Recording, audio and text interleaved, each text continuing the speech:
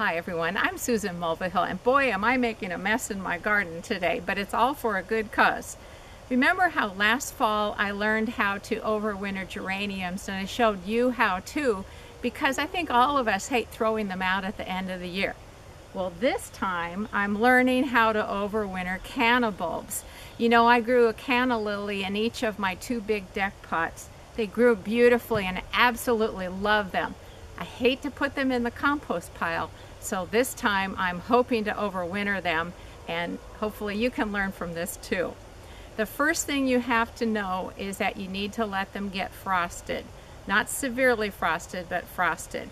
Then you cut back the foliage so that there's just about 6 inches sticking up from the root zone. Then you've got to pull them out of your pots. That was a challenge in itself. Now let me show you what else you need to do. Once you've removed the bulbs from the pot, gently tease them apart and use a hose to spray off any soil. I was nervous about how wet they were getting, but the next step will resolve this.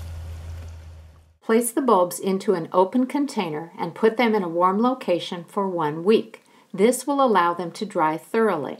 Mine are indoors near the sliding glass door. Once they're dry, remove any remaining leaves and put the bulbs into a container filled with shredded paper or sawdust. Store them in a dark location where the bulbs won't freeze. I'm going to put mine in our basement.